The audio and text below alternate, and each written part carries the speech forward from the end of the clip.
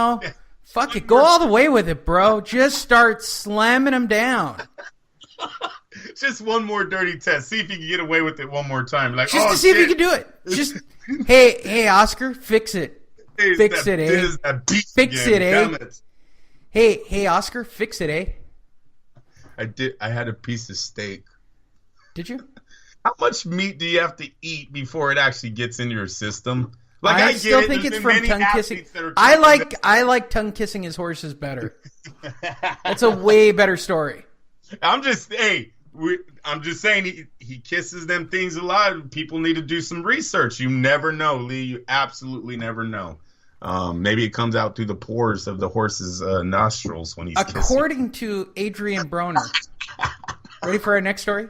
Yes, sir. According to Adrian Broner, the fight with Jesse Vargas is one of the biggest fights of the year. For Jesse Vargas. This is a game changer for Vargas, Lee. Well, first of all, for those of you who know nothing about Jesse Vargas is the only man to lose to Pacquiao in the last 10 years. Like, everybody else has been close or won.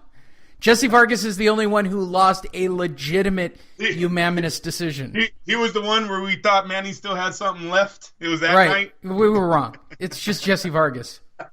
Hey, Vargas, he's got an opportunity here. Adrian Broner. Vargas is are they meeting at a catch weight? Hold Vargas, on. They're going to fight at a catch weight of 144. All right. It's over. Well, then, by the way, it's over. It tips back into Broner. For those of you who know nothing about the wonderful Jesse Vargas, he has only 2 career defeats. They sound good when you say them. Manny Pacquiao and Timothy Bradley. And he is the current 154-pound champion over Saddam Ali, who That's he fought. His big win. Knocked him out, Lee. Yeah, all right. But whatever. Saddam Ali was not all that. If Vargas is ever going to be anything for the PBC, he needs to be Adrian Broner. Adrian Broner is so ready to exit this sport. I don't know how Broner's going to be prepared for this guy. Now, I do like the fact for Broner's team that it is a catch weight, meaning Vargas is probably going to be weight drained, right? Drop weight, get paid. I hope Vargas is taking it a little bit more serious than that, because seriously, you lose to Adrian Broner, that's 3 and out. You've lost to the 3 best fighters of your career. Saddam Ali is not one of them. Adrian Broner, who else did you say? Who beat him? Pacquiao and Bradley. Those are the 3 best names on your resume. If you lose all 3 of those guys, I see you as a stepping stone next year. You're no longer a contender in the welterweight division. Big fight for Jesse Vargas. For Adrian, he's hanging on. This dude has been a loser for years now. He's been on the decline ever since he signed with the PBC and started the whole about billions bullshit that he was Floyd Mayweather's little brother when he never was. Then he wasn't even part of his family or his team. That was all staged by the PBC to try to get Mayweather's fans to like Broner, and it totally blew up in his face. So for Broner, he's just hanging on. If he gets a win, great. You get another paycheck. Still a nobody. There you go. Is he still a nobody? He is. Lee, he's no future. He is. There's no future. Yeah. There's no future. Matter of fact, I don't even know if he's going to be in the sport in 5 years. Hold on, I'm putting on club music. You can't hear it, but I'm putting on club music in the background for our last story. Oh, are we there? I'm setting the mood for everybody. Do you know about it, Lee? I didn't know about it until I read the story, and I love the story. All right, go ahead. Take off with it. That's why I got the club music going in the background. You can't hear it. When you listen to the replay, you'll hear it. I got it. So, Jermel Charlo apparently likes to go to clubs with a bag of cash and jewels. Club Jay-Z, baby. We talked about this bag of cash, Lee. Go ahead. So he had a bag filled with 40 grand in cash and $115,000 worth of jewelry. What the fuck? Did he knock over a jewelry store on the way in? Wow. So he's at a club, right? Fix your feed. Damn it. Fix my what? You're breaking in and out. Why am I losing you on the last story? Because it's probably the club music kicking in. There you go. All right. Well, I turned off the club music for you there. But the club music was great, Andrew. It was 50 cents in the club. It was perfect. Hold on, let me just play it a little more just for my personal amusement. There you go. All right. Okay, now I'm in the club. Duh, for anybody wondering. Duh should be put next to the word Jermell Charlo. As reported by multiple media outlets, Jermell Charlo lost more than $150,000 in cash and jewels when a group of women swiped his bag at the 4040 Club in the club, the 4040 Club, which is owned by none other than Jay-Z. How does Jay-Z keep the club open? He has women swiping jewelry. Oh, it was staged. I'm saying it for the room. It's an inside job. Several sources are reporting that 40-year-old Connecticut woman Sarah Morin, they even know who did it, turned herself into police after she and her 4 pals were caught on security footage, allegedly leaving the club with Charlo's bag. Police sources told the media Charlo's Louis Vuitton bag was filled with $40,000 in cash and $115,000 in jewelry. The jewelry was covered, the cash was not, according to the police. Not, baby. It went to Jay-Z. You got to pay a little off the top to get out of the club. Hold on, got to play the club music again. You got to get out of the club. Now the music. Hey, we were like in the club. I couldn't hear a damn thing you were saying, Lee. What, Andrew? Can't hear you over the music. What? Exactly. What? Hey. Yeah, it's a great place, Andrew. Can I tell you why this girl's saying why she left with the purse? Do you know, Lee? She thought it was hers? She's saying the fucking security thought it was theirs. Security. There was a fight that breaks out. Charlo's throwing down with security. Bing, bing, bing. Girls start running. The security guard says, what guy carries a purse? Here, take this shit. Get out of here. That's their story, bro. And you know story. What? By the way, I like it. Fucker, what story. is the guy doing carrying a purse? I'm giving that shit to the female, too. Because it's 100. Look, I got $40,000. Forget. I went to the club and I got $40,000. What a deal!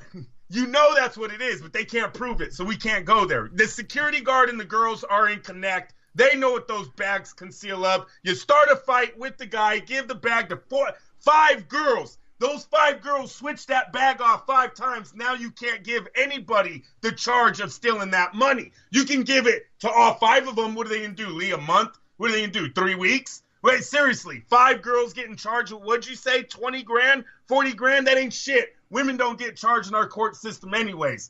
Either way, I love it.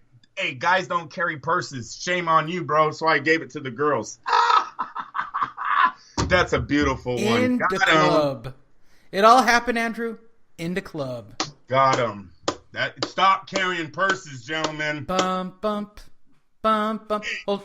Hey, they were like, what are we going to do with these WBC diamond fucking emblems? We'll give those back. Give me that money. Give me that money. You can't. Where are you going to sell a WBC diamond emblem at, Lee? Shit, I'll give that back. You guys can have that. It's your birthday. We're going to party like it's your birthday. I was dying when that security guard said. We're sipping Bacardi like it's your birthday. That security guard said, I didn't know men carry purses. I was dying. And you know what the security guard said?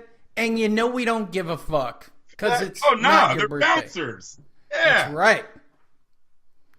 You can find me in the club. They could beat your brains in, they get away. They almost do it every Saturday. I watch those YouTubes all the time of the drunk white guy trying to be all ballsy on the bouncer and gets his fucking head caved in. I think bouncers like doing that shit on that Saturday, Friday nights. Who am I going to knock out tonight? Oh, look, it's a professional boxer.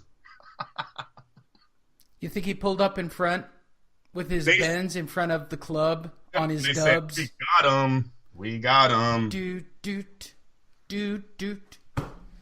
For you kids, that's 50 Cent in the background. I don't know what you kids listen to today. They got robbed. If you're that young, why are you listening to this show anyway? 5 girls, please. Go rob a liquor store or something. Hey, what was that? What was that one thug movie where the 4 black girls are robbing banks? What was that one called? Damn it! I think Will Smith. It's not Dead Presidents. No, not Dead. But there was chicks in that robbery too. No, this was the one with Queen Latifah, Jada Pinkett Smith, I think's in it. Fat chick stealing stuff. Fat chick stealing shit. Girls watch that movie. You sure that's not a porn? That sounds like a porn. Fat chick stealing shit. No. Backdoor fat chicks. Is that what you're movie. into, Andrew? Shoot, I don't know where. I'm into wherever Google sends me sometimes, Lee. No, I'm just playing. Wow.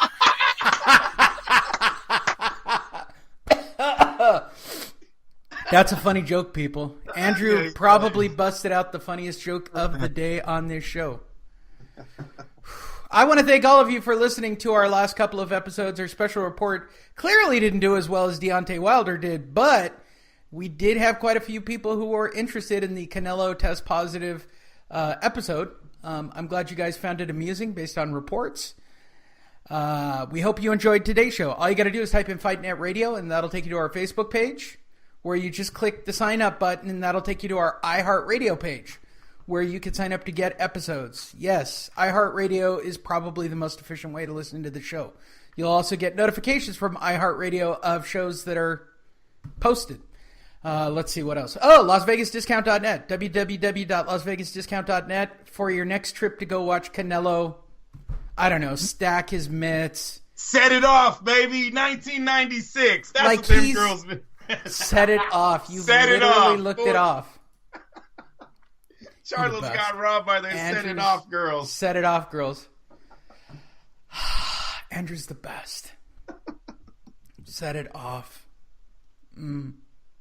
Classic. Go watch it, you guys. If you haven't seen it, go watch it. It's a classic movie. Set It Off sounds like a porn as well. It's not quite as porn as Fat Black Chicks Who Steal Stuff, but it's got a porn kind of vibe to it. Not as and the girl that actually got caught walking out with it, 40-year-old white woman. She doesn't. I mean, I don't even know what she was doing. That's why I totally believe her. She said a fight happened. She's running, and they were just giving the purses out to the girls. Now it definitely sounds like a porn. I believe her. White chicks and black chicks stealing. But she's 42. Like, what was she doing in the club, Lee? She was looking for a 20-something in the club. Woo! And you know what she says? I'm into having sex. I'm not into making right love. Now. Yeah, exactly. You going to... Yes, sir. Yes, sir. No beating around the bush. Is that what you're saying? Just in the hood, the ladies be saying 50, you hot. They were looking for Jay-Z. They were looking for the 40 grand. They scored. They got out. They scored all right. She said, I'm going home to my vibrator and taking 40 grand. That was a good night. I don't need a man. Going back to her husband in Connecticut or wherever the fuck those crazy old women crawl in from. Middle-aged women from Connecticut driving into the city for the day. Robbing Jermell Charlo, who's walking around with a purse full of loot. That's the terminology. Did I get it? He's got loot. No, he doesn't have just cash and jewelry. He's got a bag of loot. It's like a comic book. He's got a bag that basically had a big dollar sign on it, like he just took it out of a cartoon, saying, hey, steal this. Yep. Oh, my God. That's so ridiculous. Go to fightnetradio.com. Sign up for all of our shows. We will be back next week with more. Anything you want to say, Andrew? Why don't you close the show? No, I don't want to close the show, but we got fights next week. Just throw them out there real fast, Lee. All right. Hold on. I will even look that up. I'm going to be in Vegas next week. Oh, very nice. There's no boxing. I decided that I wanted to there's go... no boxing? Not in Vegas. Oh, okay. I wanted to go to Las Vegas for the drunkest weekend of the year. For those of you who don't know, Michael Conlan fights next weekend. Of course, they're going to have a fight on St. Patrick's Day because Bob Arum knows his crowd. Nothing better than a bunch of drunk Irish people watching an average... I'm going to say this right now, and this is going to piss a lot of people off. Conlan is an average fighter. Average. He's an average fighter. He's growing. He's an average fighter, bro. He's an average fighter.